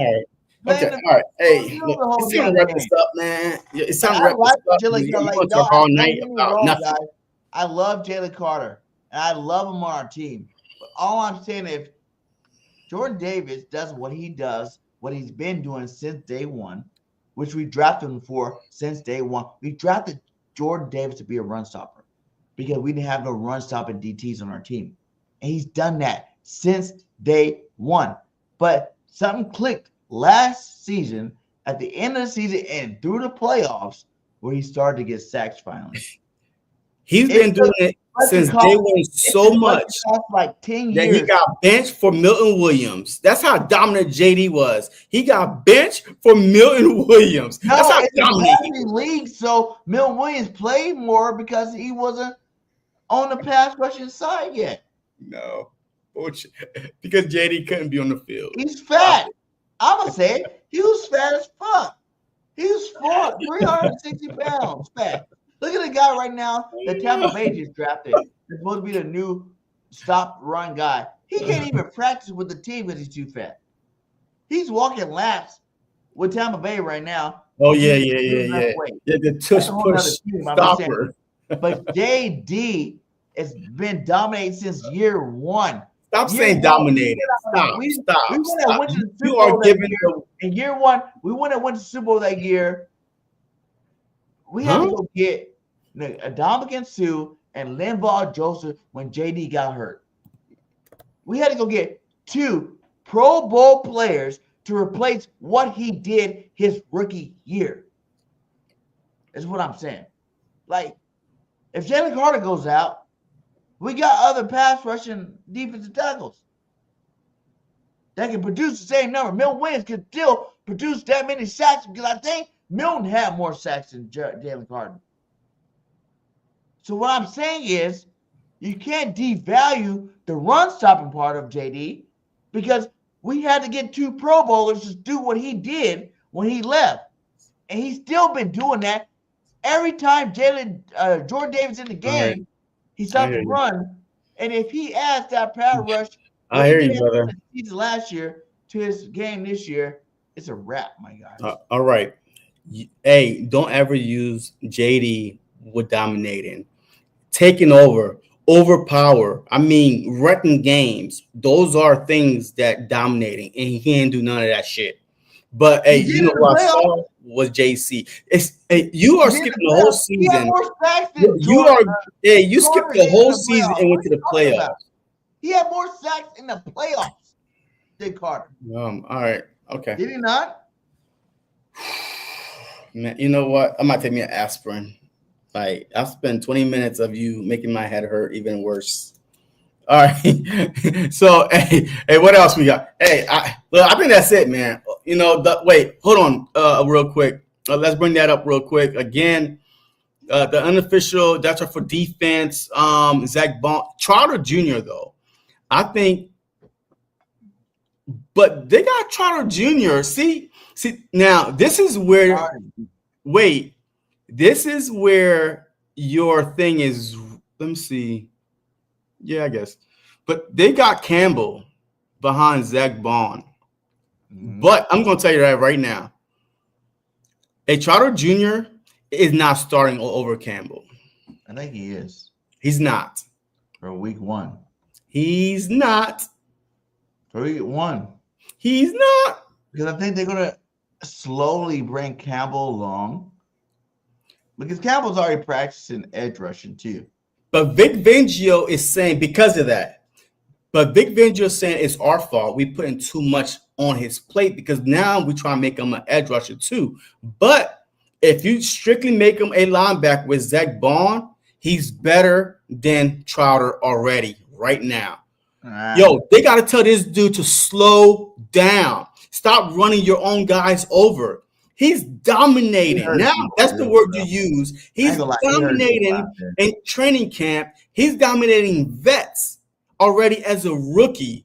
I haven't heard a peep about Trotter at all the whole training camp. Yeah.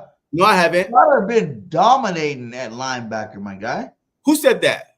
Everybody. Oh, stop lying, BG. Now watch practice. No, you lying. Has been playing dominant football. Look at that right there. Trot's been killing in camp. Nobody's saying, my guy. All right, you know what? Everybody's been saying that. Who's everybody? Dominating. Who? Trotter. Vic. The defense. Everybody been talking about Trotter and how good he's been doing this year. No, I have not heard one person say that. Obviously, you ain't been listening to football. No. Yeah, every time they open their mouths, it's Campbell. No, Campbell made plays, but Campbell also dominating. Yo, they gotta tell Campbell, hey, slow down, boy. Hey, we all on one team here. This dude, if you make him play strictly linebacker, he's better than Trotter already because he's bigger, faster, stronger. He's running through the A gap to get the quarterback. It's gonna be Trotter and Campbell moving forward. Campbell is Bond 2.0. No, he's better. He's not better yet because I haven't seen it yet. But right now, if you put Bond and Campbell, you can't have the same linebacker. They're not the same. They're not the same. And I think Trotter Jr. is that guy. that's going to be that thumper. He's going to be that thumper, and Campbell's going to be the guy that does the coverage stuff. And that's what we're going to have for like years to come. Like, Bond's only going to be here for another year or two. I'm telling you this right now. He got 2-year max. And then it's going to be Trotter and Campbell moving forward. Hey, you know what I think is going to happen? You might be right. Trotter might start the season, and then we're going to do a Cooper DeJean move. If we're going to put in Campbell after 4 games, and Trotter, you backing up. I'm telling you, Campbell could play different positions at linebacker. He doesn't have to be the Mike. You don't realize this year he don't have to play starting linebacker either. He can but we got edge rushers though. He can play edge rush. He can play linebacker. He's gonna be playing both. Yeah, he's not gonna take away from the starters that are already there. He's gonna be adding to the starters that are already there. He's gonna be playing edge rush to help the edge pass rush on the defense. He's gonna be playing linebacker to help the linebacker, but it's just when Trotter goes out. I'm saying he's gonna use them like you're supposed to use a rookie. That's good. You're gonna play him at both. And he's going to excel at both. So next year, maybe the Eagles get a first-round pick for Zach Bond. Maybe the Eagles trade Zach Bond for a second-round pick or a player. And now you got Campbell and Trotter moving forward. I think having 3. I feel bad for Dean. You got hurt at the wrong time. I just don't see Dean starting anymore. I mean, we'll see, man. Look, you think he's gonna start this year? I don't look. It's all going to depend on Trotter, right? Because if Trotter was that good, how come that dude started ahead of him? Warren Burks. He's a rookie. Burks. He's a rookie. Warren Burks was a veteran that played good football for a really good football team. He played for the Niners, and he started. But you've been claiming that Trotter was ready. Who was the best linebacker? But you was claiming that Trotter was behind Dean. Like you was like, oh, it's Trotter. All y'all was like Trotter, and then Burks. And as you seen, he was gonna go in, but Vic went experience over rookie, and that's not a bad decision as a coach. No, you know that Vic don't do that. Now you know Vic plays the best player. You're not gonna play that. Know Vic plays the best player. He doesn't play experience over no rookie. You got to think a guy that's been in the league for 6 years. It doesn't matter. He plays the best linebacker core in the league. Well, Bradbury was experienced over Crayon Mitchell, but you started. But we didn't have the best secondary in the league. See, man, look, you all over the place. It's like you pick and choose. Niners had the best linebacker core in the league, and Warren Burks came in. He was the guy that came in when Warner or Dre Law or Kinlaw, whatever his name is, went down. And he went in and he played good except for the Super Bowl. He had a bad Super Bowl game. Yeah. And he came on our team. But other than that, he played good football. He's a good linebacker. This is why he got paid this offseason. Yeah, facts, man. All right, man. And I'm just saying, Trotter now, year 2, he's not a rookie no more. And now he is taking all the first-team reps. So, I mean, I've seen he's not taking all the first team reps. They don't lie. He's not taking all the first team reps. I've seen Campbell in there a lot when I was there. With Bond. Campbell was with Bond. Campbell and Bond was on the field at linebacker. 2 of them, Campbell and Bond. Trotter was not on there. Trotter came in with the second team. But also Vic Fangio, he said something. He said this. He said, don't take if you see Bond and Campbell together or somebody else together. He said, in case something happened, in case an injury happened, he don't want to be the first time that Zach Bond and Campbell playing next to each other. Right. You know what I mean? He doesn't want to be, make that on the first time. So that's why now he's kind of rotating. So don't take any of his different mix and match as that's your starter. I mean, he just trying to make sure that everybody is, familiar with each other. At least I'm an Eagles fan that like to be a little controversial. So we got 2 more things before we get out of here. One being, let's make it quick, man. I gotta go to work. Michael Parsons to the Eagles. This is what he's an NBA player, but This is what he said, my boy MJ. MJ, my boy, Philly content creator. This is what his little interview said about Micah Parsons. Would you trade a first-round pick and Nolan Smith for Micah Parsons? Is that a real question? I with Nolan Smith, but right, you talking about Micah Parsons? I trade my damn self. Listen, I'm a realist. Yeah. When they ask me trades about basketball and they said, would you trade you for X, Y, and Z? If it's working or if that player is that caliber, you damn right I'm going to trade him. There's no question. In this situation, like, I'm looking at it both. I'm looking at it from a business-wise and Jerry Jones. Regardless of Micah Parsons there or not, I'm still going to have the most, you know what I mean, the star going to sell itself. It don't matter who you put on that field, right? When you talk about business, when you talk about superstars and Micah Parsons and possibly losing him to somebody, we got our eye open. I don't know if we can get him, but if we can make something shake, you in trouble, Jerry. You in trouble. You heard me? I'm going back and forth with just saying, like, sometimes, man, like players gonna take it in their own hands, bro. Like, my only thing is this: I would not do the trade. When was the last time the highest defensive player won a championship?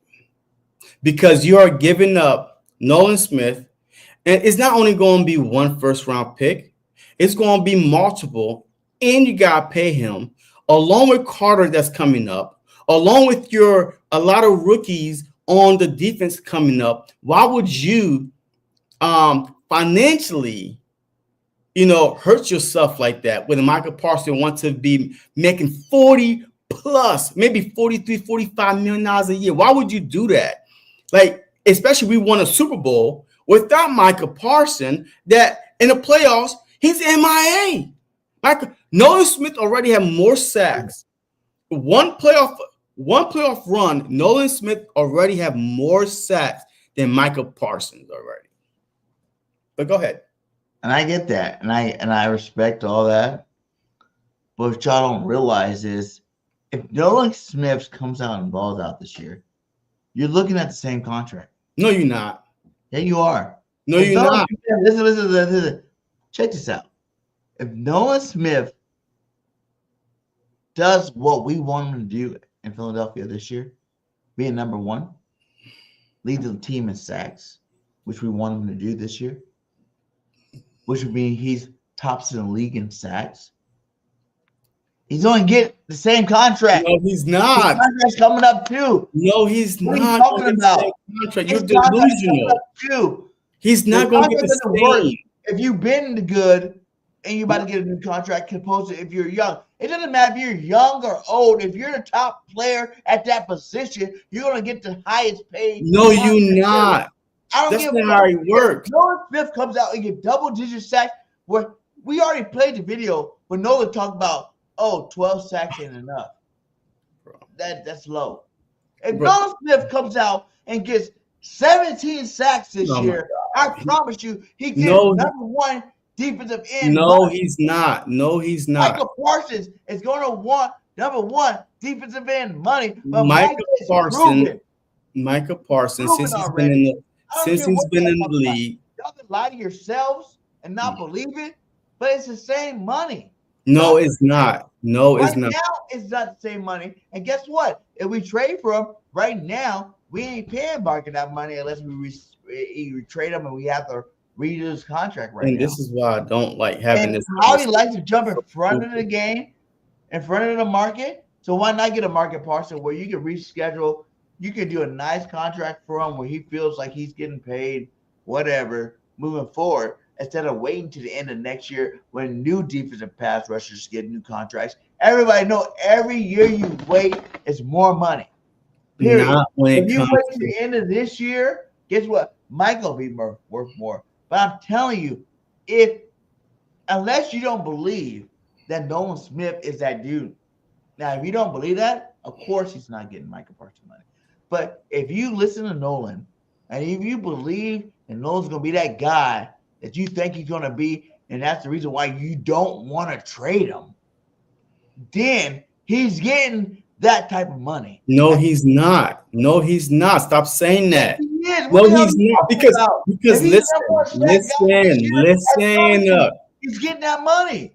Okay, I let you talk. I let you talk. Let me say something real quick because I gotta go. Okay, I'm not gonna be here all night debating a worthless conversation.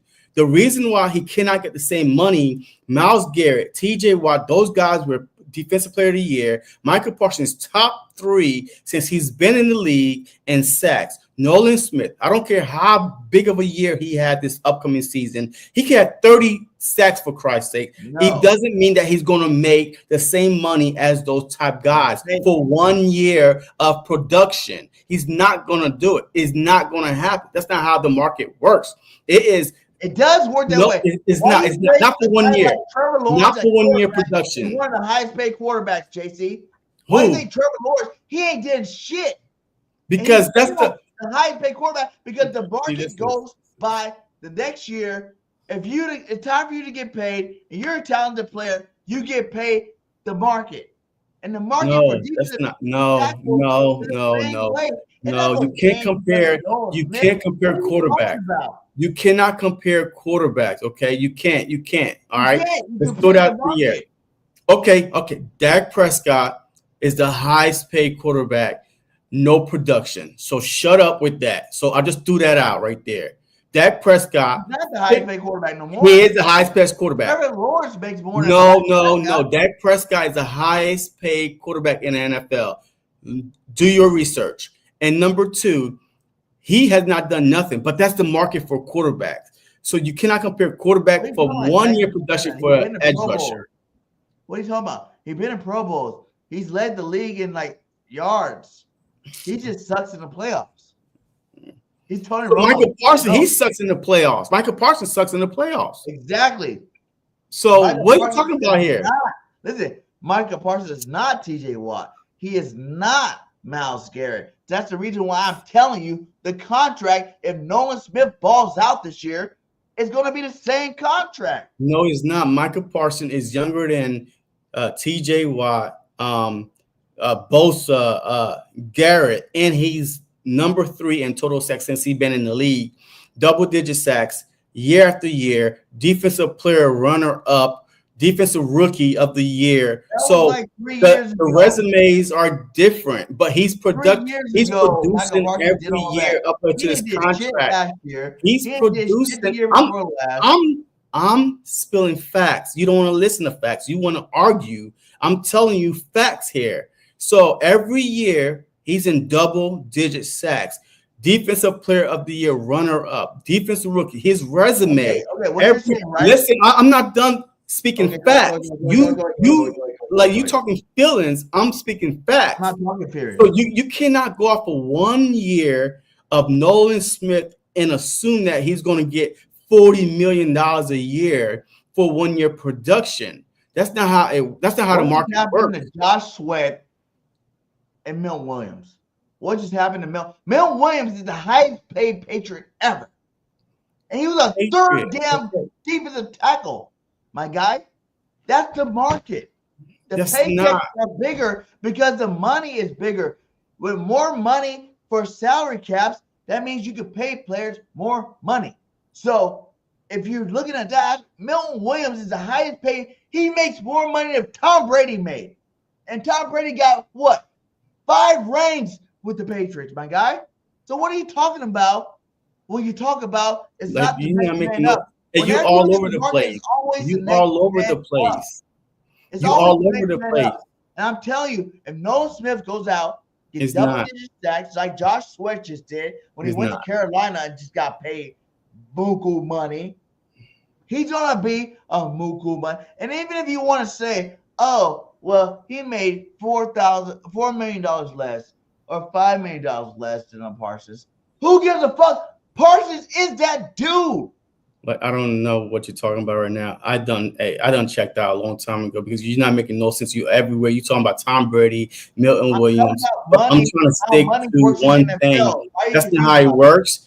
And Nolan Smith is going into his 3rd year. He was he was a first round pick. So that means even if he ball out this year, 3rd year, He going to have to play. He still got 2 more years on his contract, so he's not going to get signed. And this is what I'm saying. Nolan would get $25 to $30 million if he plays good.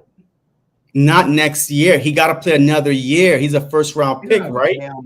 He's a first-round pick, right? Howie pays early, so he's no. He's a first-round pick. So yes, Howie does pay early. That's why he's gonna.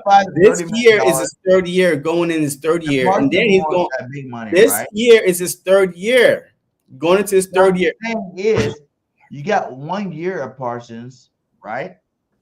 And if this is a good year from Nolan, imagine if Nolan has a great year. I'm saying if Nolan has sacks, he's not getting. He's no, not. If Nolan has, you're gonna tell me right now, on air, you're gonna tell me if Nolan Smith leads the league in sacks next year, right? And he has, say, 19 sacks next year, lead the league. He's not gonna be the highest paid defensive man. No, he's not. That's bullshit, dude. Okay, all right. Look, I gotta go sleep. That's another topic for another day. But he's not. And I bet you any amount. I bet you any amount of money. I bet you any amount of money. I bet you any amount of money that he's not going to be the highest paid. If he had 19 sacks and led the league in sacks, you don't think he's going to be the highest defensive end? Really? No. When has that not been the case? When has that not been the case? There's been players that have been one-hit wonders in their contract year that's been the highest paid at their position. Who? All of them. No. See, don't say shit in air and not be able to tell me who, because right now you just talking out your asshole right now. All right. So don't say shit without telling me who. If you're gonna say something like that, tell me who. Josh Sweat, Bill Williams, for instance, they're the highest paid at their position at their new teams. No, on their new teams, but they're not the highest. You talking about in the league. They're a part of the league. Their team. Oh my God. Okay. To be the highest paid Patriot, that should say something. Tom Brady was a Patriot who won. Tom Brady took discounts to guess keep what? this team Bill together. Williams' contract is bigger than fucking Tom Brady's, my guy. Tom Brady took discounts to keep the team together. And Bill Williams is the defensive tackle that's number 3 on our team, who's number 1 ever in the franchise history of making money. I'm saying that's how contracts roll. I guarantee you would not hear Milton Williams dominating this season. I'm not saying he is. Okay, because stupid teams, hand out stupid contracts every day. Every day. It's not going to be that big of a difference if we were to sign Michael Parsons, who's a proven vet. Yes. Michael Parsons on the defensive line with Jalen Carter. No. Like we've said about any of the other stars. When we wanted we wanted Myles Garrett. We want any of these guys. If we bring Michael Parsons to this defense, you know what I'm saying? Like, he's going to be the most dominating defensive player in the league history. And how he's going to wrap him up early with that $50 million contract because the salary cap is going up every other year. And we're going to be all right. We're going to be good, man. Y'all tripping. Okay. Don't think numbers when you think about, do you want this player on your team? That's what I'm saying.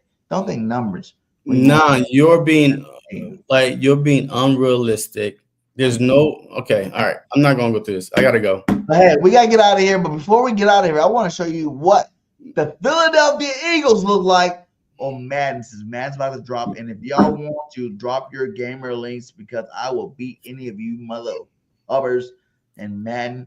If you guys want to challenge BIRDGANG31, BIRDGANG31_P, hit me up. This is what it look like. Oh, and it's going to be in Philly in the snow. Getting some football weather. Little Uzi playing? Oh, that's lit. Hey.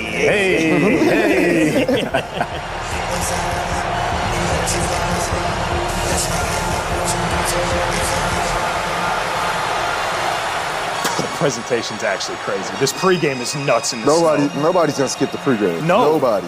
Especially if this is your team. Like, if you recognize these intros, oh, you locked in. You're there. Oh, my You're word. there. Woo! That's hype, man. Hey, Spade, we're going to get our first look here at Weather Bar. This is a huge addition, huge upgrade for Madden 26 here this year. No longer just cosmetic. Hey, Yo, that's hot. that begs the question too. JC, do you What's want up? Lori to get the new stadium with the dome so we can have a Super Bowl here? Or do you want the weather home field advantage? No, I don't want a new stadium because I think home field advantage is the reason why people hate to come to Philly. Is the reason why if we get the number 1 seed, the road, every time we get the number 1 seed, people come here, we go to the Super Bowl. Is the weather is a factor, the field is a factor, the crowd noises is a factor, the hate. And now you get a dome, nice and cozy. Like it's not the same vibe. It's not the same environment anymore, right? So I do not like that at all. But next week, I do have a clip of Barrett. We asked him that question at training camp. Do you think the Philadelphia Eagles will get a new stadium, or what would they do? And it's interesting what his comment was, his statement was. So I'm definitely going to play that next week for y'all. But yeah, you can't mess up home field, man. Retractable. Yeah, see, I mean, look, I don't know how a retractable dome work, if it's going to be the same feel to it or not. But home field advantage coming through Philly, no team want to come to Philly, man. And you get that number 1 seed, it's a wrap. Super Bowl, here we come, right? And you saw this past season, right? People claim if the Rams would have played, if it wasn't snowing, they probably would have beat us. No, bullshit. We played the Rams at the Rams, and we mollywopped them. So I don't believe that. Mollywop. So now they came to Philly all of a sudden. They won bad play. No, we was up by double digits, okay? Like it was playing soft. Because he wants to be able to host a Super Bowl. Yeah, I know. But don't give up the home field advantage, man. Yeah. If you've ever been in the link, man, that is some home field advantage for your ass. Yeah, you know what I'm saying? Like every score, every kick, EAGLES Eagle in your face. Nah. It might sound loud in a dome. They did say it would sound louder in a dome. That is one thing because it would sound loud. But the home field advantage would not, because guess what? The field. Every time we go to the playoffs, they're gonna have to close the dome because it's gonna be too cold. And they're gonna close the dome. It's not gonna be the advantage that we usually have. Yeah. Yep. Let's go into the home opener. No, I can't afford that. I can't afford it. What, you got tickets already? No. Then you ain't going. Yes, we are, JC. You ain't going. JC. You ain't going.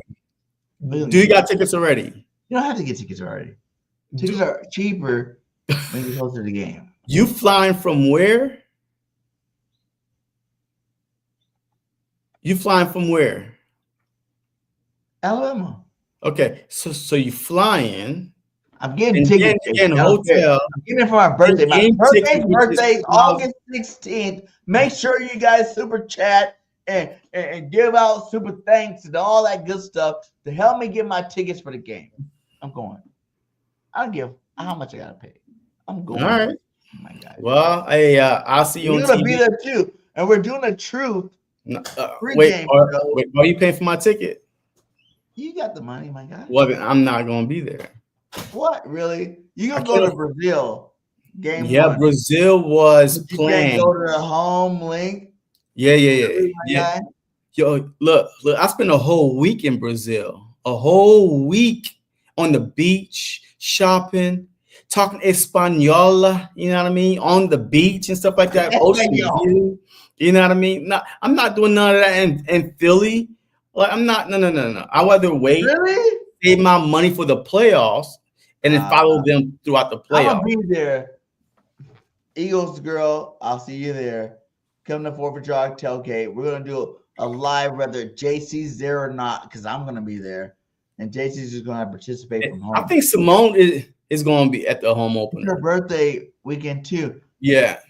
Yes, we're going. That's where we all first started this stuff out together at the link. Yeah. Home game. I mean, look, hey, I can start a GoFundMe for JC, to go to a home opener. GoFundMe for the baller? Hey. It's been in weeks in Brazil? Really? Really? That don't make no sense at all. Oh, man. All right, hey, let's wrap it up. We're 2 hours in. Hola, mamacita. All right, hey, we are 2 hours in, man. Hey, I appreciate all y'all that's We're not here for sure. Hey, thank you guys for joining us. Hit that like, hit that subscribe.